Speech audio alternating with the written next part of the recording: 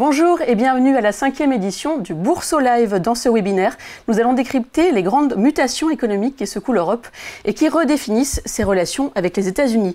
Nous évoquerons notamment les nouvelles tensions commerciales depuis l'arrivée de Donald Trump à la Maison-Blanche, mais également la montée en puissance des dépenses de défense européennes. Quels sont les véritables enjeux pour notre croissance et comment l'Europe doit-elle se positionner pour faire face à cette nouvelle donne internationale? Pour répondre à ces questions, j'accueille Alexandre Stott. Bonjour. Bonjour.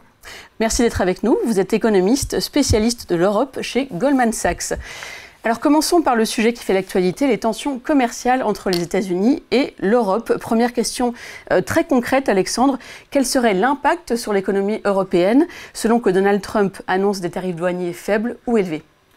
Alors pour ce qui est de la croissance, l'impact sera sûrement négatif. Une augmentation de tarifs des États-Unis envers l'Europe, ça va sûrement faire chuter la demande des Américains pour nos produits. Donc on verra une chute des exports sûrement en réponse.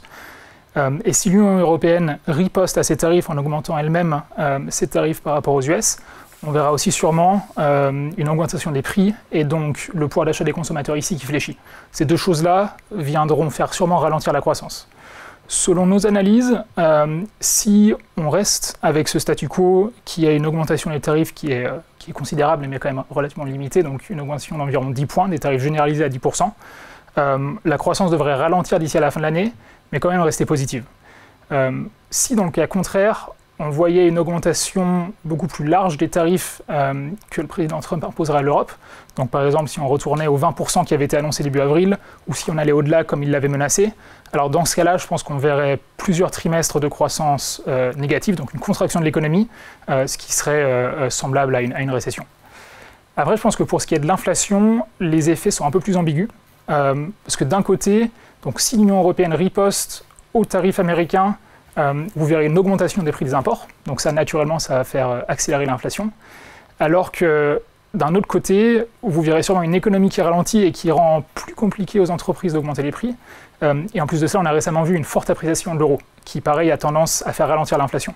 Donc ces deux choses-là vont dans deux sens différents, mais je pense qu'actuellement, avec le statu quo auquel on fait face, en somme les effets seraient légèrement négatifs pour l'inflation. Donc encore beaucoup d'inconnus à ce stade et il y a une autre dimension à prendre en compte, c'est la Chine. Actuellement, les tarifs américains sur les produits chinois sont relativement faibles, mais s'ils devaient remonter à des niveaux plus élevés, quelles seraient les implications pour nous, Européens? Parce que finalement, Alexandre, ça nous concerne aussi? Oui, absolument. Donc tout ce que j'ai dit jusqu'à maintenant, ça concernait surtout les tarifs entre les US et l'Europe. Mais évidemment, le commerce, c'est quelque chose de mondial. Et donc les tarifs que les États-Unis imposent à la Chine comptent aussi pour nous en tant qu'Européens. Le mécanisme est assez simple. Si on retournait vers des tarifs très élevés envers la Chine, les exportateurs chinois se verraient sûrement restreindre au marché américain et devraient donc trouver un autre marché, un autre débouché pour exporter leurs produits. Je pense que dans ce cas-là, un marché profond, large, assez riche pour remplacer les États-Unis, naturellement, serait l'Europe. Et il serait donc fort probable qu'on voit arriver à nos frontières des produits sûrement bradés ou en tout cas très compétitifs, qui encore une fois serait une pression déflationniste sur l'Europe. Donc si je vous suis bien, l'Europe se retrouve un peu prise en tenaille dans cette guerre commerciale sino-américaine. Quelle devrait être, selon vous, la réponse de la Banque centrale européenne ? Alors c'est vrai que pour la Banque centrale européenne, la situation n'est pas évidente. Elle fait face à un choc qui pour la croissance est sûrement négatif, mais comme je le disais, pour l'inflation est sûrement plus ambigu. Donc en général, je pense que la réponse devrait être une qui cherche à accommoder et à soutenir l'économie européenne, mais on est déjà à des niveaux de taux de directeur qui sont quasi normaux ou neutres. Donc je pense que la décision maintenant d'aller abaisser ce taux directeur davantage sera beaucoup plus balancée et requerra un peu davantage de confiance dans l'impact économique de ce développement. Donc je pense que le plus probable, c'est que sur les mois à venir, on se retrouve dans une situation où la BCE veut être très prudente et regarde surtout le résultat des négociations commerciales et l'évolution des indicateurs économiques. Donc pour l'instant, on a beaucoup d'incertitudes sur le maintien éventuel des taux actuels. Ouais, je pense que concrètement, ça veut dire que, donc là on se trouve en juin, la BCE a abaissé son taux directeur à 2% au début du mois. Je pense qu'à la prochaine réunion, fin juillet, elle restera sûrement à taux directeur inchangé, donc elle maintiendra son taux directeur à 2%. Et au-delà de ça, peut-être qu'elle amorcera une dernière coupe en septembre à 1,75%, mais globalement elle restera vers des niveaux qui sont proches de celui qui est actuel. Alors passons maintenant au second grand sujet de cette émission, potentiellement plus positif pour l'économie européenne. On assiste depuis quelques mois à une forte augmentation des dépenses de défense en Europe. L'Allemagne est notamment en train d'augmenter significativement son déficit pour financer ses dépenses militaires. Alors finalement, pourquoi est-ce que c'est plutôt une bonne nouvelle, Alexandre? Je pense que c'est une bonne nouvelle pour deux raisons principales.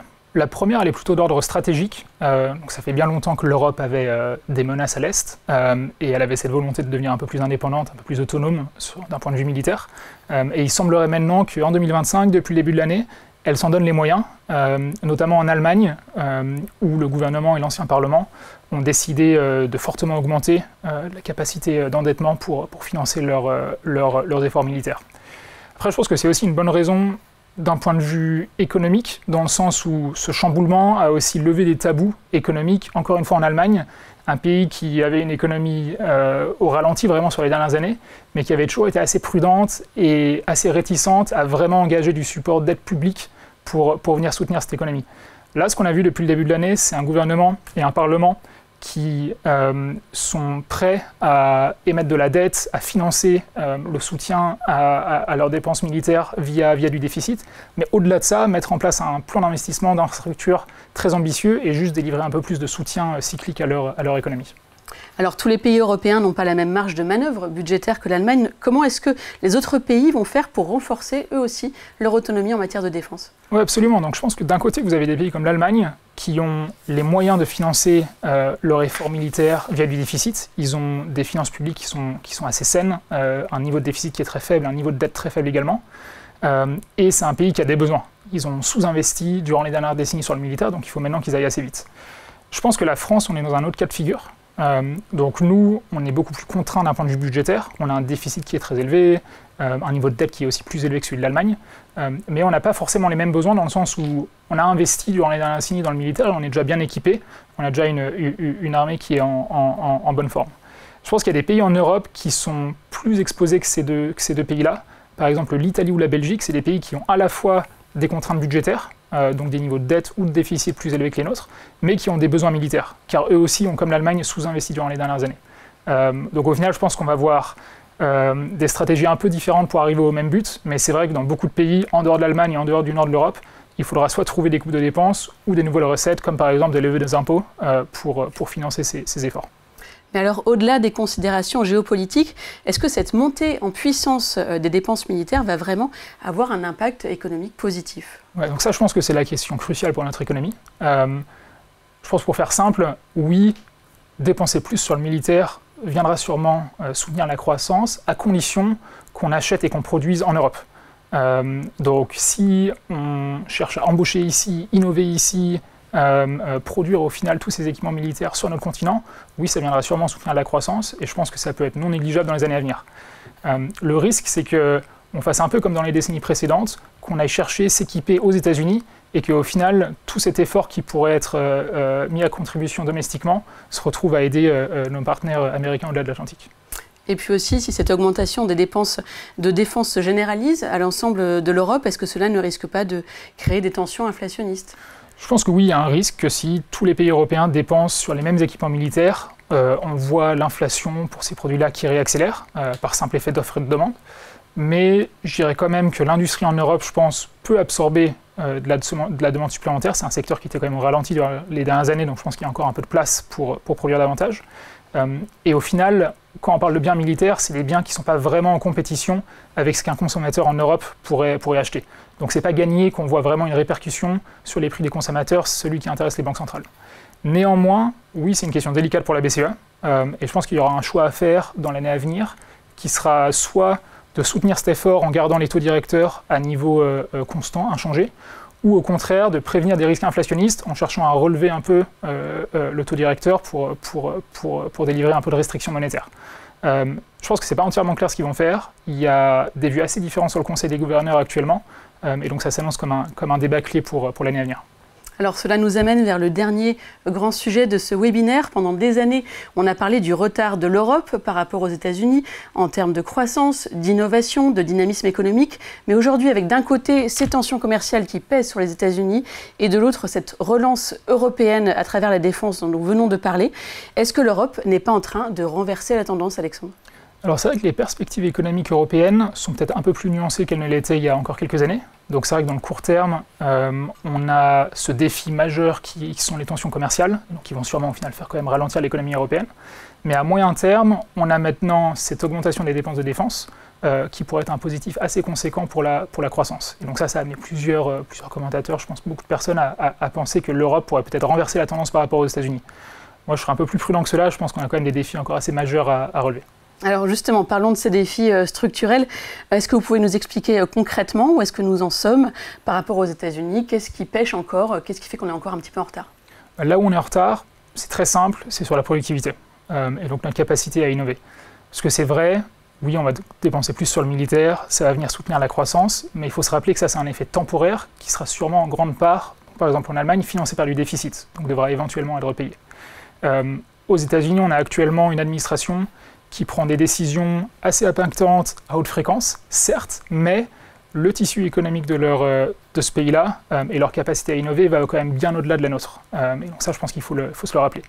Juste peut-être un chiffre ici pour illustrer ce propos. Il y a 25 ans, au début des années 2000, un travailleur américain était 15% plus productif qu'un travailleur européen. Depuis, cet écart a doublé et c'est maintenant creusé à 30%. Ça c'est évidemment impressionnant et je pense que ça illustre bien le fait qu'on n'est pas encore prêt de renverser la tendance autant qu'on ne le pense. Alors c'est sûr que 30% d'écart de productivité, c'est considérable. Qu'est-ce qui explique que nous soyons autant à la traîne sur ce terrain? Je pense que cet écart il est assez bien expliqué, assez bien compris. Je pense aujourd'hui, ça a principalement à voir avec l'absence en Europe d'un secteur technologique qui peut concurrencer celui des États-Unis. Aujourd'hui la tech ça reste principalement américain. En Europe c'est vrai qu'on a des idées, des chercheurs, des entrepreneurs, mais souvent en fait quand ces startups, ces entreprises-là veulent grandir, elles traversent l'Atlantique et elles contribuent à de la croissance là-bas. Les raisons qui sont souvent apportées, c'est la complexité de la régulation en Europe ou le manque de financement. Et je pense qu'au-delà de ça, ce qui est intéressant aussi, c'est que la technologie aux US, en fait, souvent, elle irrigue tous les secteurs. Alors qu'en Europe, on a des industries ou des entreprises un peu plus traditionnelles qui ont du mal à en fait, vraiment prendre et s'appuyer sur ces gains de productivité. Donc si je vous suis bien, ce n'est pas un problème de compétences ou d'idées, c'est plutôt un problème d'environnement économique et réglementaire. Ouais, non, pas du tout. Je pense qu'en Europe, on a les idées, on a les universités, on a des ingénieurs excellents, des universités d'ordre mondial, on a des entrepreneurs qui ont du talent. Mais ce qui manque vraiment, c'est la capacité à grandir ici. Et donc, comme je le disais, ça a à voir avec la complexité de la régulation. Donc, si vous voulez opérer en Europe, souvent, en fait, il faut faire avec 27 droits du travail différents ou 27 droits de la compétition différents. Et ça a à voir aussi avec les capacités de financement. Il est très compliqué actuellement pour un ménage en Finlande, par exemple, d'investir dans une entreprise française. Ce qui n'est pas le cas aux États-Unis si vous êtes new-yorkais et investissez au Texas. Est-ce qu'il y a aujourd'hui des initiatives concrètes pour essayer de corriger cette situation? Parce que j'imagine que les décideurs européens ont bien conscience de ce problème. Absolument, je pense qu'ils en ont conscience et je pense qu'ils ont même les solutions en main. Donc ce que vous voyez actuellement, c'est la Commission européenne, par exemple, qui cherche à simplifier la régulation européenne. Vous voyez aussi des décideurs politiques à différents niveaux qui cherchent à faire du progrès sur l'union du marché de capitaux. Mais en Europe, souvent, les décisions doivent être prises à 27. Et donc ça complique un peu la chose et ça explique pourquoi ça prend souvent plus de temps, c'est plus long qu'aux États-Unis. Et c'est aussi pour ça qu'actuellement, on n'est pas encore à la hauteur. Alors on va s'intéresser maintenant plus spécifiquement à la France dans ce paysage européen que vous venez de décrire, Alexandre. Comment est-ce que notre pays se positionne ? Donc je pense que la France, du point de vue des deux grands thèmes qu'on a abordés, les tensions commerciales et l'augmentation des dépenses de défense, on est en fait assez bien positionné. Parce que d'un côté, on a une économie qui est moins ouverte que nos voisins, donc par exemple que l'Allemagne ou l'Italie, et on est moins exposé en particulier par rapport aux États-Unis. Donc je pense qu'on devrait être un peu plus protégé, donc ça sera quand même une force négative sur notre économie, mais je pense qu'on sera un peu plus protégé que nos voisins face à cette augmentation de tarifs. Et d'un autre côté, sur le plan des augmentations de dépenses de défense, comme je le disais auparavant, la France est un pays qui, sur les dernières décennies, a quand même continué à investir. Donc par rapport à nos voisins, on part avec une armée qui est mieux équipée, qui est bien entraînée, et donc même si on a un effort à faire, il est peut-être un peu moindre que d'autres. Et en plus de cela, ce qui est intéressant, c'est que En France, on produit beaucoup les équipements militaires dont l'Europe a besoin aujourd'hui. Des entreprises comme Thales, Safran, Naval, Dassault par exemple, seraient des candidats idéaux si vous êtes un Allemand, un Italien ou un Espagnol et que vous cherchez à renforcer votre armée. Donc je pense qu'on pourra aussi peut-être bénéficier en fait, des dépenses de nos voisins qui chercheront à augmenter leur effort militaire. Mais malgré tout, malgré tous ces atouts que vous décrivez, la France fait face à des défis spécifiques, made in France, qui sont assez préoccupants. Ouais, bon, c'est pas un secret, hein, le principal défi, le talon d'Achille qu'on a en France aujourd'hui, il est d'ordre budgétaire.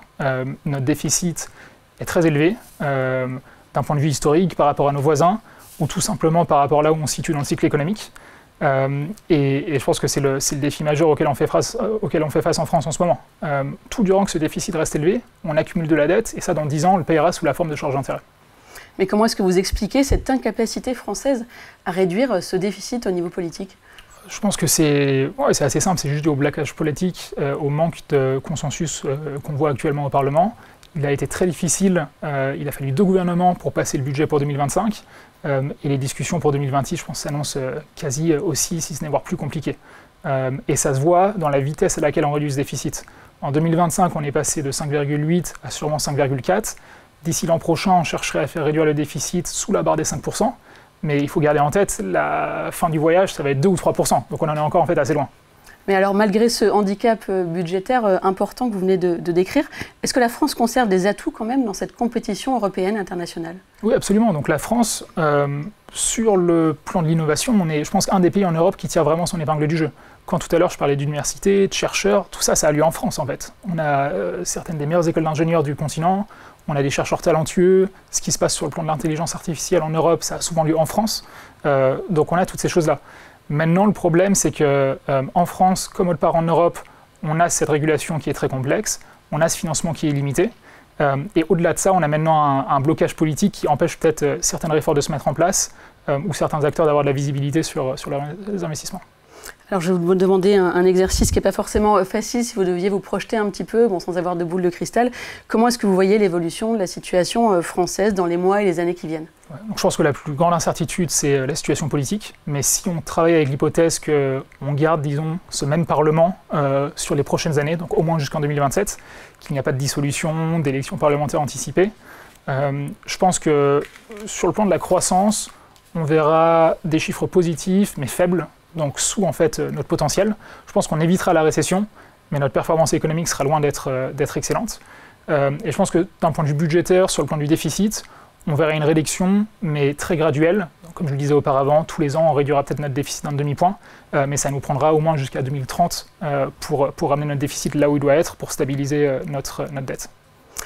Alors pour conclure cette émission et après ce tour d'horizon complet des enjeux européens et français, quelles sont selon vous les perspectives pour l'Europe dans ce nouveau contexte géopolitique et économique mondial ? Oui, donc je pense qu'en somme, dans le court terme, l'Europe fait face à un défi important qui est l'augmentation des tensions commerciales et l'augmentation des tarifs sûrement en provenance des États-Unis. Ça, je pense que malheureusement, ça va sûrement mener à un ralentissement de la croissance. Cela dit, les perspectives à moyen terme sont maintenant plus nuancées, et c'est une bonne chose. D'un côté, car l'urgence militaire va sûrement nous voir augmenter nos dépenses de défense, et ça va venir soutenir la croissance si on est capable d'acheter et de produire en Europe. Et d'un autre côté, car il semblerait maintenant qu'au niveau européen, les décideurs politiques soient enclins à libérer nos moyens de production, essayer de simplifier un peu notre régulation économique et mettre en place des marchés de capitaux qui sont un peu plus larges. Moi, ce que je trouve intéressant, c'est qu'il semblerait que l'Europe ait ses cartes en main. Donc c'est vraiment à nous de voir si on peut y arriver. Alors un dernier mot, qu'est-ce qui, selon vous, est la priorité absolue pour l'Europe dans les mois qui viennent ? Je pense que dans le court terme, la priorité devrait être stabiliser la situation sur le plan commercial, tout simplement pour donner de la visibilité à nos entreprises et à nos acteurs économiques. Malheureusement, ça ne dépend pas que de nous, donc ça va pas être évident. La deuxième priorité, je pense que ça devrait être maintenir le cap sur l'augmentation des dépenses militaires. Il semblait qu'il y avait vraiment un moment européen, une prise de conscience en début d'année, mais ce qu'on voit souvent en Europe, c'est que l'implémentation, la mise en place met plus de temps à se concrétiser. En Allemagne, on a vu des annonces et ils se sont donné les moyens. Je pense que maintenant, ils doivent les implémenter. Et autre part en Europe, je pense notamment en France, il faut qu'on prenne maintenant des choix difficiles pour choisir comment financer cet effort. Et après, finalement, je pense que l'Europe, au sens plus large, devrait juste prendre l'opportunité qui lui est donnée par Struder laissé par les États-Unis, pour montrer aux chercheurs du monde entier que oui, l'Europe est un endroit où on peut innover, inventer et construire une entreprise qui marche, ou à un investisseur, lui faire comprendre que l'Europe est une région où on peut venir déposer des investissements, car les marchés de capitaux sont larges, liquides et donnent un rendement intéressant. Merci beaucoup Alexandre pour cette analyse très éclairante sur les enjeux économiques européens. Merci. Merci à vous de nous avoir suivis. À très vite pour un prochain webinaire de la 5e édition du Bourse Live.